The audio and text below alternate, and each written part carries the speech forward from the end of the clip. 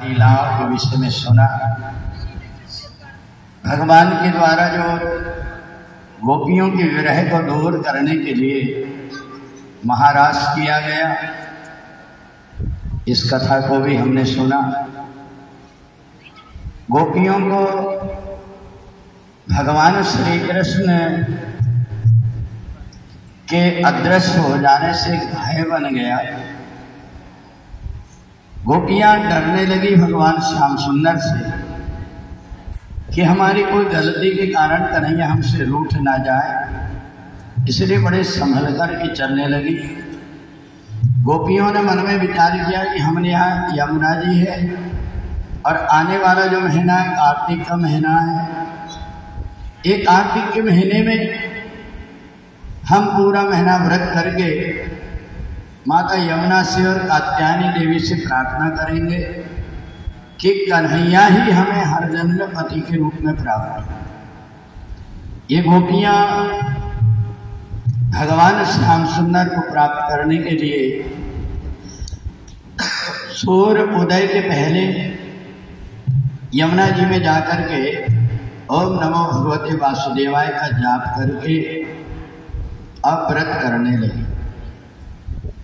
एक दिन भगवान श्याम सुंदर ने देखा इतनी ठंडी पड़ रही है और ये गोपियां सुबह से मौन रहकर स्नान करने जाती। देखें तो ये गोपियां भोली भारी, इनको विधि नहीं पता है कि व्रत कैसे करना चाहिए, उपवास कैसा करना चाहिए, इन गोपियों को पता नहीं।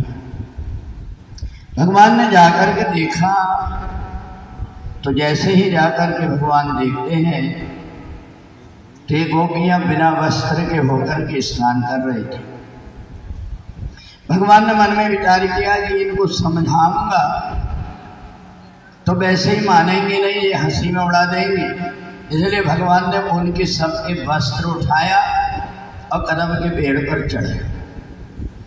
भगवान श्याम सुंदर ने जब देखा वो गोपियां इधर उधर अपने वस्त्र ढूंढ रही हैं क्योंकि मौन है, बोल नहीं पा रही, भगवान ने अपनी बांसुरी बजाया और जैसे बांसुरी बजाए वैसे गोपियां समझ गई ये तो हमारे प्रीतम कन्हैया की बांसुरी। भगवान श्याम सुंदर को देख करके सकुचा रही है परंतु बाहर नहीं आ रही। भगवान ने कहा कि ये वस्त्र तुम्हारे हैं, ये वस्त्र ले जा। कहा कि नहीं, हमने वस्त्र नहीं पहने हैं इसलिए हम बाहर नहीं आ सकते। भगवान ने कहा तुम मेरे से लज्जा करती, परंतु वरुण देवता जो जल में है उनका तुमने अपमान किया है, उनसे लज्जा नहीं आई। गोपियों को ज्ञान हो गया। गोपियों ने भगवान से प्रार्थना किया कन्हैया दे दो चीर हमारी, कन्हैया श्याम बनवारी। दे दो चीर हमारी, कन्हैया श्याम बनवारी। दे दो चीर हमारी, कन्हैया श्याम बनवारी। दे दो चीर हमारी, कन्हैया श्याम बनवारी। चीर चुराए कदम पर बैठे, चीर चुराए कदम पर बैठे, हम जल बीच उभारी, कन्हैया श्याम बनवारी। हम जल बीच उभारी, कन्हैया श्याम बनवारी। दे दो चीर हमारी, कन्हैया श्याम बनवारी। दे दो चीर हमारी, कन्हैया श्याम बनवारी। भगवान ने कहा गोपियों तुमने जितना व्रत किया उतना तो तुमको पुण्य जो हुआ था वो वरुण देवता ले गए, तुमने उनका अपमान किए। इन गोपियों को पता लगा हमसे गलती हो गई, दोबारा गलती नहीं करेंगे। चढ़ के इन गोपियों ने संकल्प कर लिया भगवान के सामने। भगवान श्याम सुंदर ने देखा ये जो गोपियां हैं इन गोपियों को छोड़ करके एक दिन मेरे को जाना है, इसलिए इन गोपियों को इतना प्रेम करूँगा, इतना प्रेम करूँगा, ये गोपियाँ मेरी याद में ही अपने जीवन को व्यतीत कर लेंगे। अब भगवान रोज इन गोपियों के घर में जाने लगे, उनके घर का काम कराने लगे। गोपी सुबह से उठ करके तू काम कर रही है, ला मैं तेरे घर में झाड़ू लगवा लेता हूँ, थक गई होगी मैं रोटी बना करके दे देता हूँ, तेरे बालकों की देख रेख कर लेता हूँ। इन गोपियों को ऐसा लगा कि कन्हैया तो इतना सीधा और सरल है, ये तो हमारे परिवार का सदस्य जैसा है। अब इन गोपियों की आदत बन गई, ये गोपियाँ कन्हैया को बिना देखे रहे ना। और भगवान श्याम सुंदर गोपाष्टमी के दिन से बछड़े चराने के लिए जंगल में जाने लगे। इन गोपियों ने मन में विचार किया कि जब तक कन्हैया को नहीं देखेंगे तब तक हम जल भी नहीं पिएंगे। कन्हैया उन छोटे छोटे बछड़ों को लेकर के जंगल में जाए। वहाँ जंगल में जाकर के भगवान ने धेनुकासुर नाम के राक्षस का, बकासुर नाम के राक्षस का और अघासुर नाम के राक्षसों का वध कर दिया। एक दिन भगवान श्याम सुंदर अपने सखाओं के साथ में कलेवा करने लगे। अब गाय दूर चली गई। भगवान ने देखा सारी गाय मूर्छित होकर पड़ी है। सुदामा ने बताया कि कालिया नह में जहरीला पानी है, वहाँ कालिया नाग रहता है, इसके कारण ही मूर्छित हो गई। भगवान ने संकल्प कर लिया कि मैं कालिया नाग को यमुना से निकाल करके अलग कर दूँ। भगवान ने सोचा फिर मैया से, बाबा से क्या कहूँगा, तो कन्हैया ने एक योजना बनाया और वो भी गिल्ली डंडा और गेंद खेलने। अपने सखाओं से कहा देखो भैया, मोहल्ले पड़ोस में अगर अपन गेंद खेलेंगे किसी को लग जाएगी तो झगड़ा हो जाएगा, विवाद बन जाएगा। और ऐसे गिल्ली और डंडा भी है, गिल्ली अगर किसी को लग गई तो आँख खराब हो जाएगी। इसलिए एक काम करते हैं, अपन यमुना जी के किनारे खेलने चलते। सब ने अपने अपने घर से अनुमति ले लिए और भगवान श्याम सुंदर के साथ में भगवान उन सब को लेकर के काली देह में पहुंच गए। अब यहाँ सारे बालकों ने कहा कन्हैया चलो अपन गिल्ली डंडा का खेल खेलते हैं। सब गिल्ली डंडा का खेल खेलने लगे। अब इधर इतने में भगवान ने कहा देखो अब बहुत देर हो गई, अब अपन गेंद का खेल खेलते।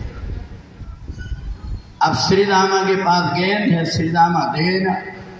श्री रामा ने कहा देख कन्हैया, ये जो गेंद है हमारी पूजा करते हैं, मेरे दादा के दादा के दादा की धोती की गेंद है और हम पूजा करते हैं, इसलिए अगर मैं गेंद दूंगा तो तुम लात मारोगे, इसलिए मैं गेंद नहीं दूंगा।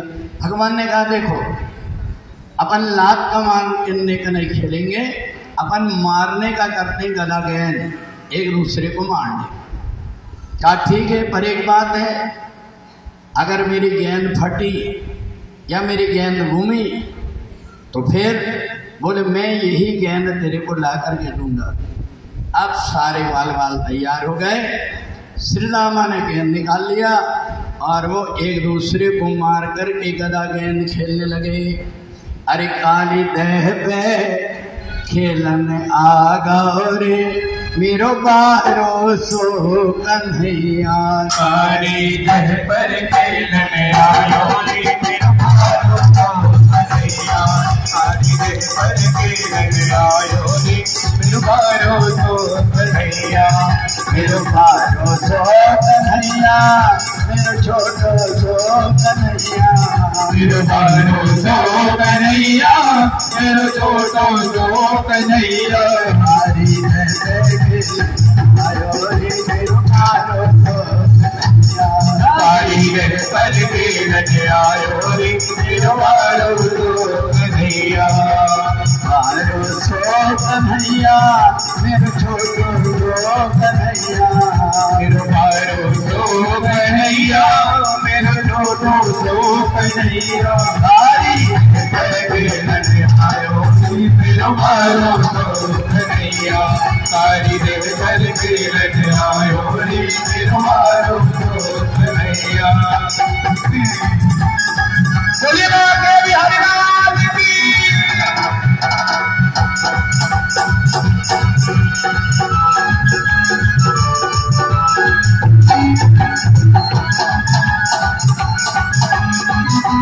गेंद बनाई बटरे सबकी गेंद बनाई बटरे सबकी गेंद बनाई बटरे सबकी गेंद बनाई चंदन को डंडा लायो रे मेरा कन्हैया चंदन को डंडा लायो रे मेरा तो कन्हैया मेरा तो कन्हैया मेरा छोटो तो कन्हैया मेरा कन्हैया मेरा छोटो कन्हैया सारी भर के लड़ायो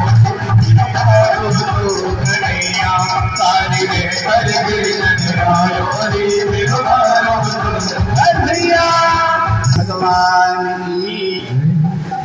भगवान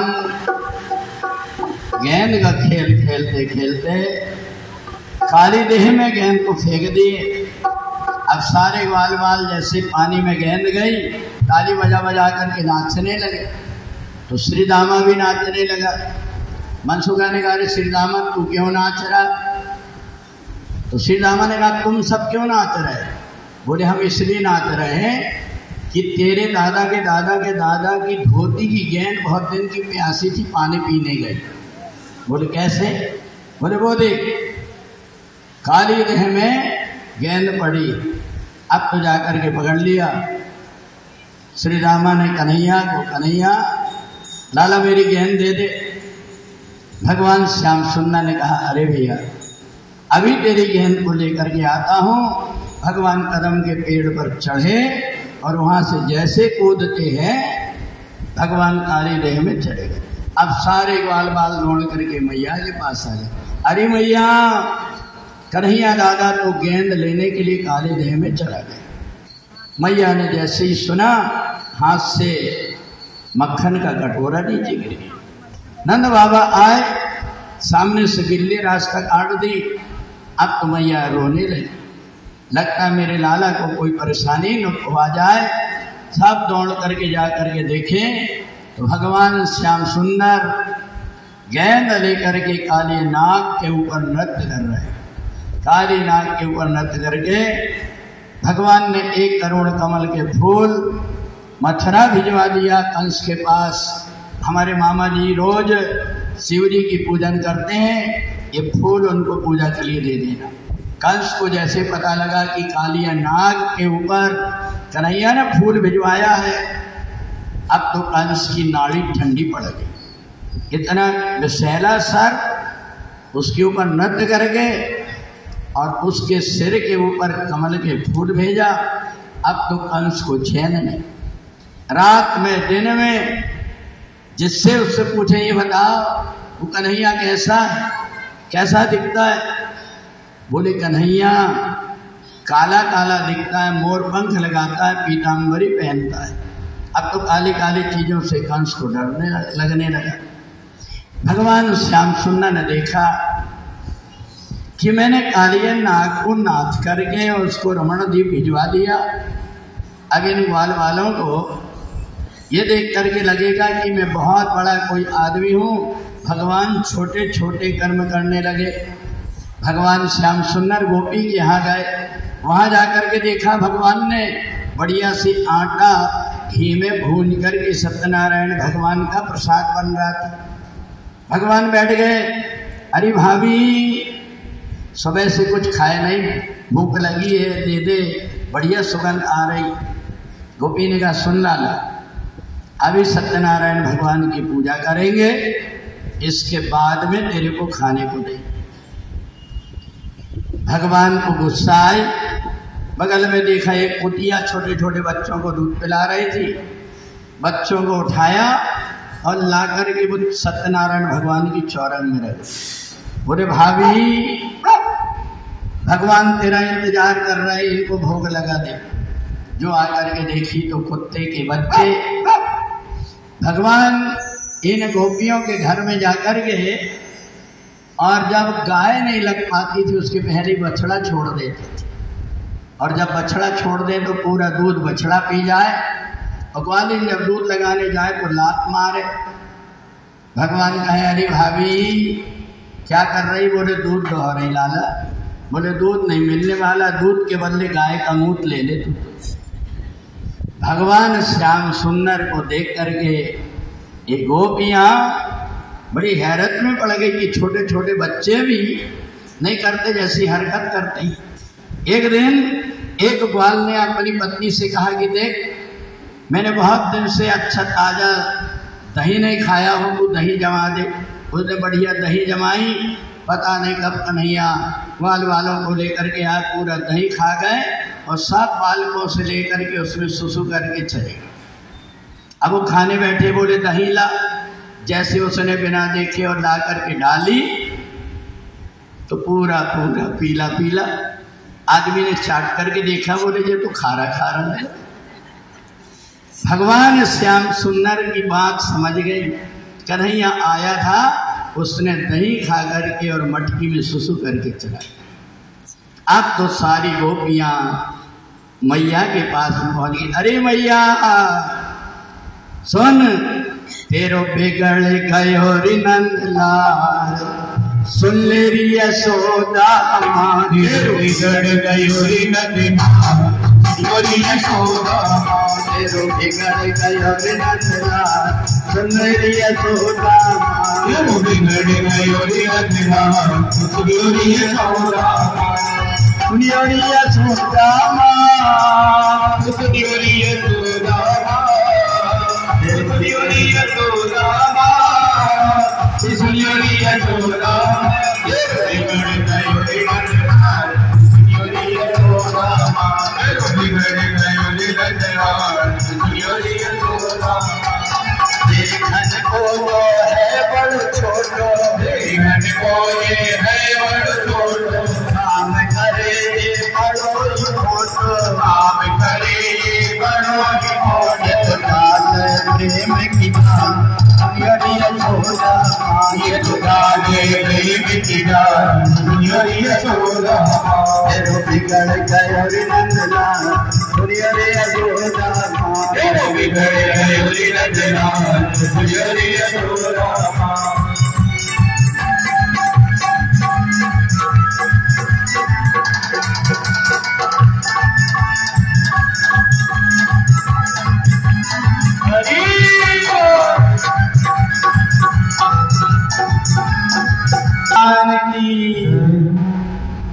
सुखदेव कहते राजन, कन्हैया ऐसी ऐसी लीला करने लगे। मैया ने कही देखो ग्वालिन, मेरा कन्हैया इतना सीधा साधा है, मैं नहीं मान सकती, और मैं तुमको भी झूठा नहीं कहती। जिस दिन तुम कन्हैया को पकड़ करके लाओगी, तुम्हारे सामने उसकी बड़ी दुर्दशा करूंगी, और पकड़ करके लाओ। गोपियों ने सोची कि कन्हैया तो हमको झूठा बना देता है, अब पकड़ करके ले जाएंगे। गोपियों ने लेकर के अपने घर की मटकियों में घंटी बांध करके टांग दिया। कन्हैया आएगा, जैसे मटकी के पास में जाएगा तो अब घंटी बजे। कन्हैया ग्वाल वालों के साथ में जाए, घंटी को मना कर दे बजना मत, तो वो घंटी ना बजे। गोपियाँ बड़ी परेशान, छिपा करके जहाँ 2-3 मटकी नीचे 2-3 मटकी ऊपर रखें। कन्हैया सूंघ करके जिसमें दही है वही फोड़ करके खा ले और पटक करके आ जाए। गोपियों ने कहा क्या करें? बोले एक दिन सब पूरे गांव की मटकी एक जगह रख और डंडा लेकर के सब छिप जाओ। भगवान ने ढूंढे, कोई घर में दही नहीं मिला। जो देखे तो चंद्रावली के यहाँ दही। भगवान गए और गोपियों को ऐसा मोहित कर दिया, वो एक दूसरे से बात में लग गई। पीछे से जा कर के भगवान पूरा पेट भर करके खाए, और जैसे ही वहाँ से भागने लगे, भगवान श्याम सुंदर की पीताम्बरी को चंद्रावली ने पकड़ लिया और कहा अब मैया के पास ले जाऊंगी। सारे ग्वाल वाल भाग गए, केवल भगवान रह गए।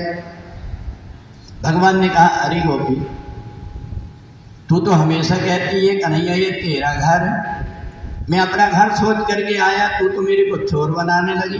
बोले नहीं, हमारी इज्जत का सवाल है।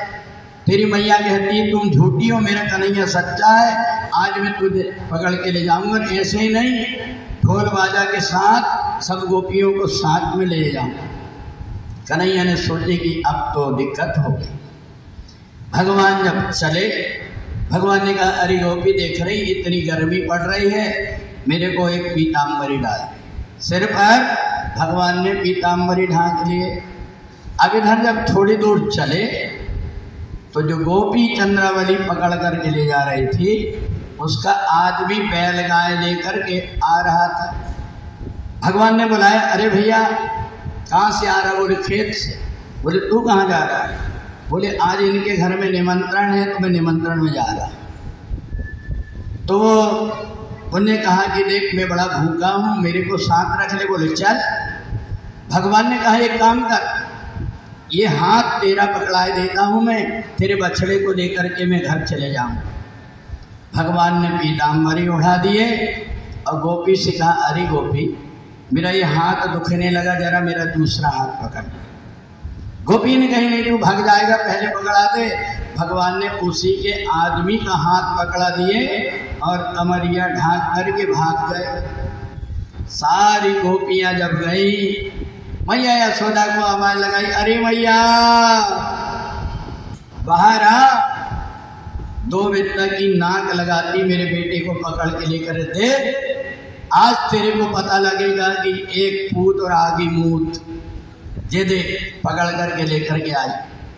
भगवान जाकर के मैया की गोद में बैठे। कहता कन्हैया ये क्या है? बोले मैया इनकी आदत ही, ये अपने आदमी से छिपा छिपा करके दही मक्खन खाती और नाम मेरा लगा दी। बोले मैं देख तेरी गोद में बैठा हूँ और ये पता नहीं मेरी शिकायत करने आ गई।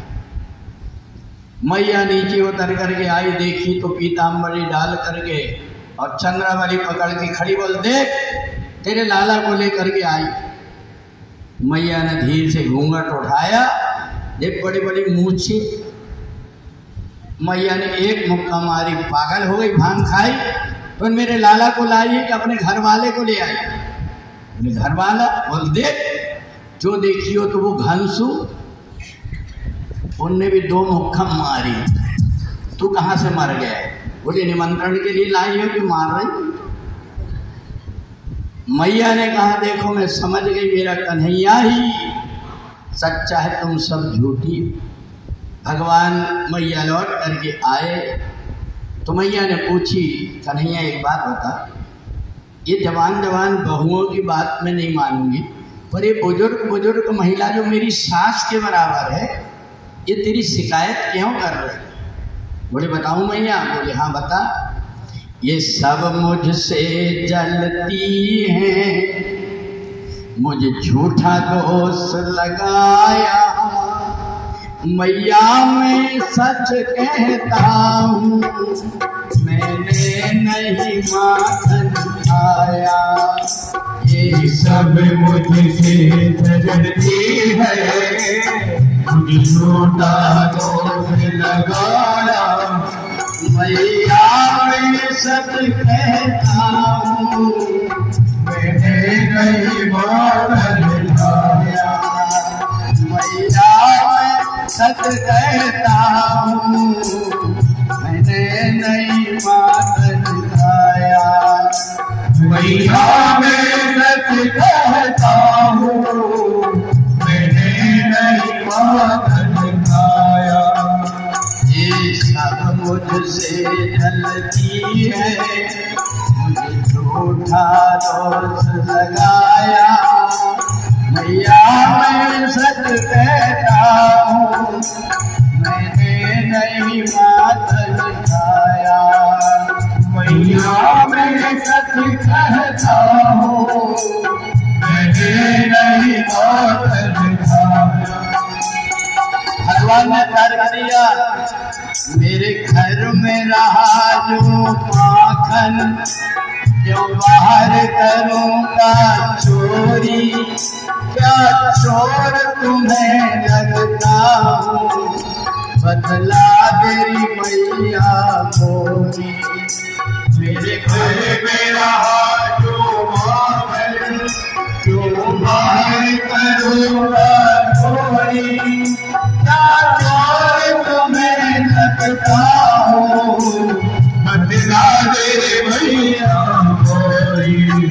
तेरे आगे झूठ बोल कर मुझे कितनी बार पिटवाया, मैया मैं सच कहता हूँ, मैंने नहीं माखन खाया।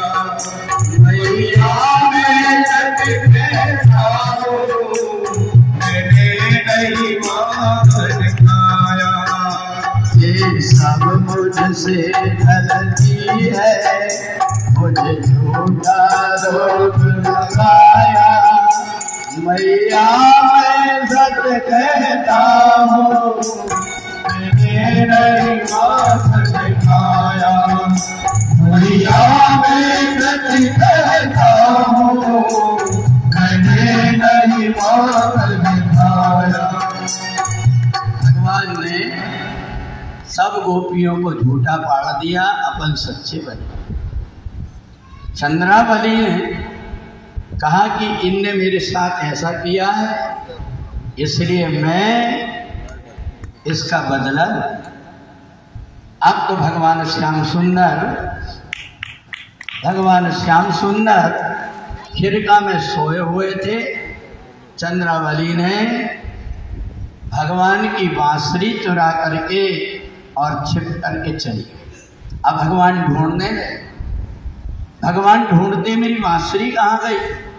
सारी गोपियों ने कहा अरे सखी तूने बहुत अच्छा करी, ये बैरन बांसुरी ने हमारी नींद हराम करके रखी। उन गोपियों ने कहा पता है चंद्रावली, हम बहुत सोच रहे थे बांसुरी को छुड़ाने की, पर कन्हैया सिराने में रख करके सोता है, कहीं अपने हृदय में लगा करके रखता है, हम चोरी नहीं कर पाए। तूने बहुत अच्छा। सारी गोपियाँ प्रसन्न। देखो इन गोपियों को ये बांसुरी से बड़ी शिकायत थी। गोपियों ने कन्हैया से कहा अरे कन्हैया हमारी एक प्रार्थना है। कन्हैया ने कहा क्या? बोले जब हम भोजन बनाते उस समय तू बांसुरी मत बजाए। कन्हैया ने कहा कि हमारी बांसुरी हम कभी बजाएं, क्या मतलब तेरी? बोले नहीं हमारी प्रार्थना है। बोले क्यों? बोले जब हम भोजन बनाते हैं ना और तू बांसुरी बजाता है तो तेरी बांसुरी की आवाज़ सुन करके ये सूखी लकड़ी भी गीली हो जाती है, उनके आंसू बहते हैं और वो कहती है कि अरे गोपी कन्हैया की बांसुरी सुन लेने दे, मैं तो जल करके राख हो जाऊंगी, इसलिए भोजन बनाते तब तो बांसुरी को मत बजाए। कन्हैया नहीं माने। आज ये गोपियाँ एक दूसरे से बता रही हैं कि बांसुरी के कारण मेरी कैसी दशा हुई। अरे बंसी की धुन पे मगन भई रे सुर भूली गुजरिया, रे दूध भूली गुजरिया। बंसी की धुन पे मगन भई रे सुर भूली गुजरिया, हमारे तुम भूली गुजरिया। बंसी के धुन पे मगन भई रे सुध भूली गुजरिया, हमारे सुध भूली गुजरिया। बंसी के धुन पे मगन भई रे सुध भूली गुजरिया, हमारे सुध भूली गुजरिया।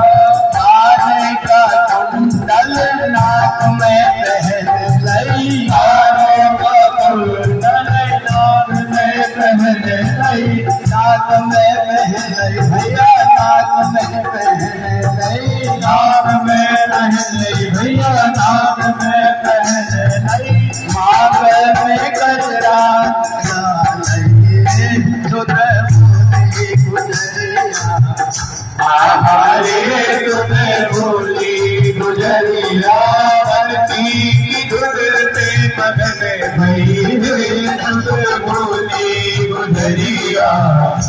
हरे तुझे भूली गुजरिया, बंसी के धुन में मगन भई रे तुझे भूली गुजरिया, हरे तुझे भूली गुजरिया, बंसी धुन में मगन भई रे तुझे भूली गुजरिया।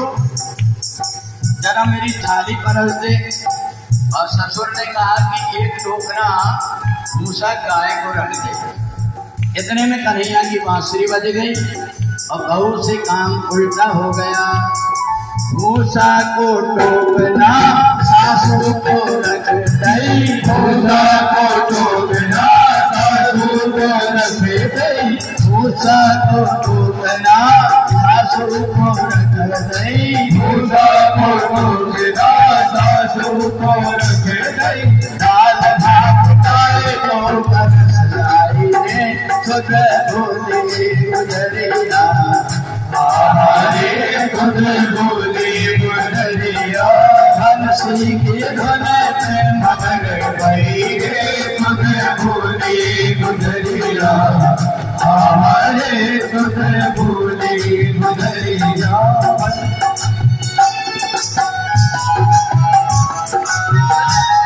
गलती हो गई। बोले क्या? मैं दही भा रही थी और मेरा बेटा जाग गया और कन्हैया की बांसुरी बज गई। जल्दी जल्दी में मैंने क्या की कि गोदी को बालक सीखे पे रख दई, गोदी को बालक सीखे पे रख दई, मटकी को झूला झूला रही रे तुझे भूली गुजरिया, हरे तुझे भूली गुजरिया, बंसी के धुन में मगन भई रे तुझे भूली गुजरिया, हरे तुझे भूली गुजरिया। बंसी के धुन में मगन भई रे तुझे भूली गुजरिया, हरे तुझे भूली गुजरिया।